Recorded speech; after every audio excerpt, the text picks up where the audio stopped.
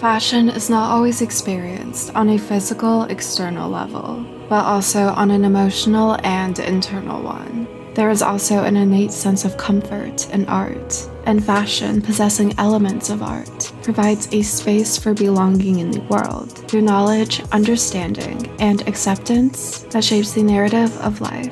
In the words of Ralph Lauren, "I don't design clothes, I design dreams." Clothing and its presentation is a creative expression that is produced by a designer's creative vision and passed to another through a non-verbal dialogue, with much meaning, symbolism, and purpose within each piece. Fashion is a universal language that affiliates people, which is an ingrained need, as it is natural within human nature to long for emotional alignments with one another. At times, this is very much needed for individual expression and community. Fashion provides a medium that can embrace people or alleviate cultural anxieties, hence providing a safe haven for those who connect with it through aesthetics of unity that shape the individual and collective cultural personality through subjective interpretations. To understand how fashion designers from the past and present shape your life and look, as well as an understanding of fashion as an art, along with why people are drawn to certain aesthetics and how these shape our style, we will be looking into the semiotics of fashion, which is the study of fashion and how people signify specific social and cultural positions through dress.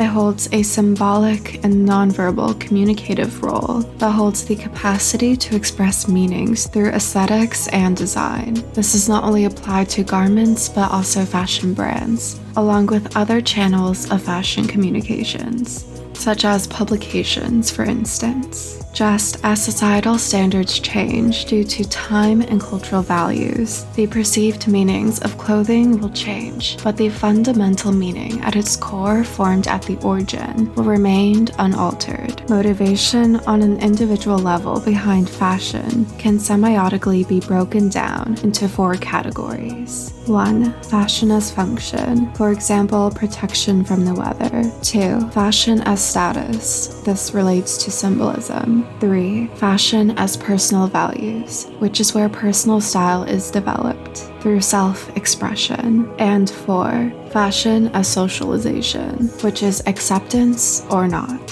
Fashion is a form of nonverbal communication, hence rhetorical meanings are interlaced into the design. Because of its artistry, there is this inherent emotional response to visual arts and commercial stimuli. This is understood through neuroaesthetics, which is a field of experimental science that combines neuropsychology research with aesthetics by investigating the perception, production, and response to art, as well as interactions of objects and scenes that evoke intense feelings due to the impact on brainwave patterns and emotions. This is due to the regions of the brain being activated by intense aesthetics that provoke emotional responses. Fashion in the tangible sense is a visual form, therefore take part in this due to the elements of art. But this is only a variable of fashion. Are we talking clothes?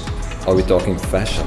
Because there's so much, there were so much different levels. As designer Raf Simons states, there's a very different kind of psychology going on in the fashion scene than in art. On his own work, he states, "I don't want to show clothes, I want to show my attitude, my past, present, and future. I use memories and future visions and try to place them in today's world. So by the act of not just wearing, but experiencing fashion, there is an impact on your mind and by extension, well-being. The same way music, film, paintings, etc. can produce feeling, fashion also provides this on not only a physical, but also emotional level as well. Clothing can be a sartorial visual therapy that can aid in establishing purpose, personality, and concentration. Enjoying fashion does not always mean a physical garment, but also the creative skills and meaning behind it. In regards to the world's narratives, fashion is traditionally taken and deemed as something frivolous, but it is a social scope that can capture an era and be a marker of societal change, aside from its aesthetic, physical, and visual offerings. The fashion industry has shaped society and helped propel movements forward within many areas, areas such as power distribution, identity, sexuality, and social or cultural debates. Fashion to me is a reflection of culture. It's not just about whether everyone's wearing a trench coat. It's there to report on the world at large. Although recognition is needed to refute this claim, there are times when fashion does challenge cultural anxieties. Since fashion does possess these elements of art, and art can change a person's outlook, as well as the way they experience the world. Usually, when something contradicts this, people generally will have a bad response, as it will challenge their worldview and what they view as proper or right. Mass outrage and backlash, as a differing style holding alternative roots, grows in popularity and begins to be adopted into mainstream media or culture, despite the well-meaning and intent. We had a lot of vintage kind of clothes, which is something that never appeared in American Vogue. The fashion world discovered grunge. It's one of the first times I recall of having street fashion in Vogue. I remember that thinking that was so amazing to see a street style, a subcultural style represented in Vogue. That was such an important shoot, and it was, you have to do something that's going to really make people sit up and think and be shocked. The context and original meaning is often lost in translation when it departs from the origin, as people take it through their own perception. Hence, it may create tensions or produce a threat to traditional values along with the expected beauty or fashion standards of a cultural era. This is often when looks and fashion are considered to be extreme, and then are demonized or blame is cast onto someone in order to pinpoint the issue. For instance, Kate Moss and the heroin chic era. May have been the word American magazine Harper's Bazaar used to describe supermodel Kate Moss, but some members of the British press weren't quite so complimentary. This same narrative around Kate Moss, who is the visual opposition of the 80s glamazons, is the same exact fire underwent by Twiggy, but then went on with wide-range acceptance. As German philosopher Walter Benjamin states, fashion is the eternal return of the new. Trend cycles often come back with the direct opposition over a period of time due to the rejection of previous ideals and a need for new visual offerings that will better align into the cultural climate. This is often when the industry is viewed in a more shallow, vain way due to stylized visuals that aren't always easily digestible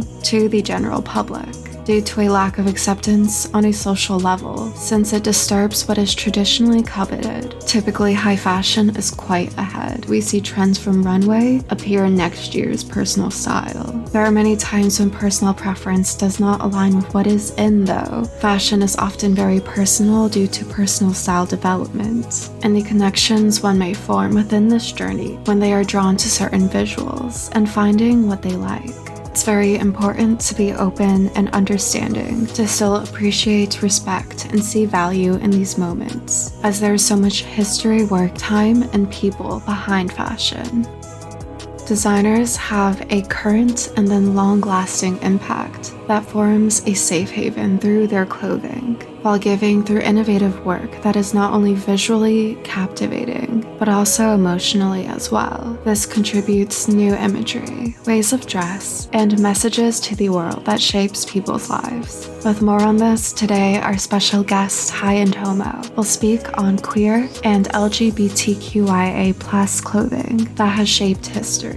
From the Closet to the Catwalk exhibit by FIT from 2013 to 2014. This display highlighted around 100 articles of clothing, from 18th century menswear styles related with an arising gay subculture to 21st century high design. This was the primarily historical presentation to investigate inside and out the huge commitments to design made by LGBTQ+ people in the course of recent years, and won 3 huge awards. The presentation won the 2013 Award of Merit in the Museum Association of New York. The site won a Silver Muse grant from the 2014 American Alliance of Museums, and the distribution won the 2014 Davenport Award from the Costume Society of America. Display guardians Fred Dennis, senior custodian of the outfit, and Valerie Steele, chief and boss caretaker of the museum at FIT, went through 2 years exploring and curating the presentation. They worked with a panel of famous researchers, including teachers George Chauncey, Sean Cole, Jonathan Katz, Peter McNeil, and Vicky Karamis, just as FIT personnel and other style experts did as well. This is about honoring honoring the gay and lesbian designers of the past and present, said Dennis.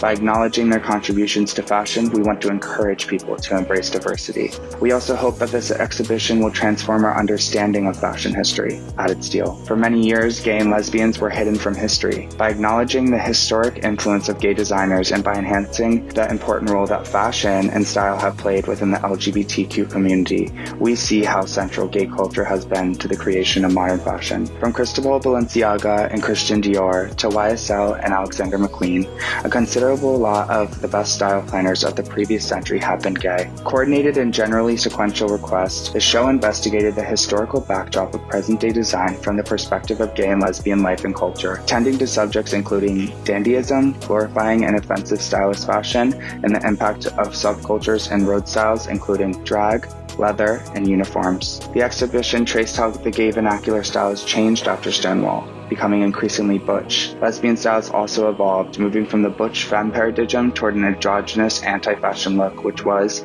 in turn, followed by various diversified styles that often reference subcultures like punk. The AIDS emergency denoted an essential midpoint in the exhibit. Garments by various planners who had passed on by AIDS, including Perry Ellis, Halston, and Bill Robinson, were highlighted, as well as a wide scope of lobbyist t-shirts for ACT UP, Queer Nation, the Lesbian and Gay Rights March in Washington, and more. Stressing that gay rights are basic freedoms, the show closed with a part of gay wedding styles as the fashion articulation of the issue was marriage equality. Stressing that gay rights are basic freedoms, the show closed with a part on gay wedding styles as the fashion articulation of this issue was on marriage equality.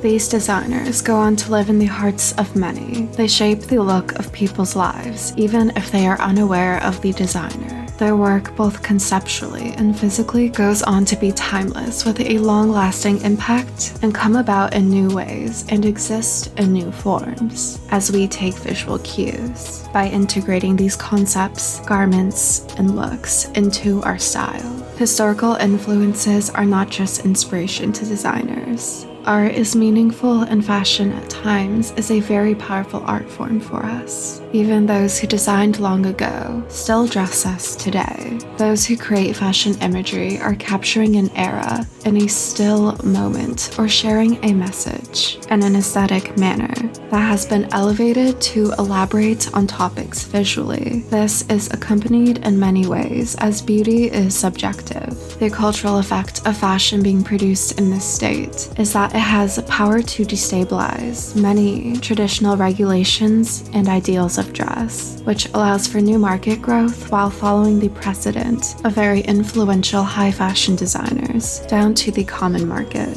Designers provoking cultural norms often pave a path in a time where it might be difficult for people to speak out, be themselves, or have someone to connect to. This is conceptual and lives on. Collections can be more time-oriented though, and are a commentary on the current social climate, as Miuccia Prada states. What interests me most is when a work of art is no longer just an object, but also touches reality in life. I want to make clothes that are beautiful, of course, but also clothes that are interesting and considered intelligent and not out of place. In the spirit of the times, there are many cultural anxieties that cloud people's mind. What is considered to be normal fashion has altered to suit the needs of people now. This doesn't mean fashion has come to a halt, but that it has adapted to provide different meanings than what is typically thought of. Many dress differently, and the images of fashion in present times do still hold much power, and designers are contributing to the conversation of the world we live in, while providing clothing and words of wisdom to get us through these times. For instance, Celine Women's Winter 21, titled Parade, that was inspired by 3 French decadent libertine poets, whose words of excess and misspent youth are applicable today. Specifically, these lines are noted for the collection. Her gaze is like the gaze of statues. I alone have the key to the savage parade. And last, my youth has been nothing but a tenebrous storm, pure now than by rays of brilliant sunshine. Designer Eddie Simon has taken the state of the world today and translated this poetry into garments, atmosphere, and emotions for this collection.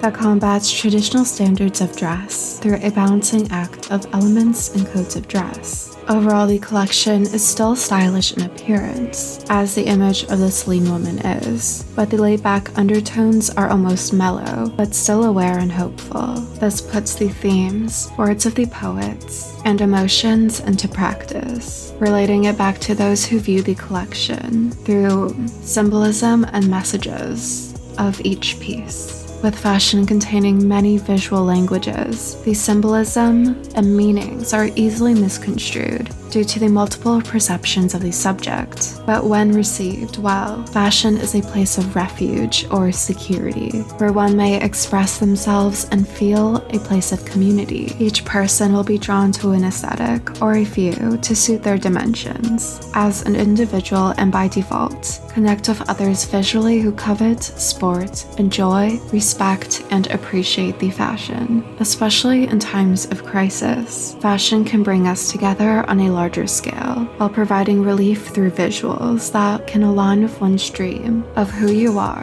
where you are going, where you belong, and what we identify with in terms of aesthetics. I hope you enjoyed this video. If you did, please subscribe, like, turn on notifications, and comment. Thank you so much for watching.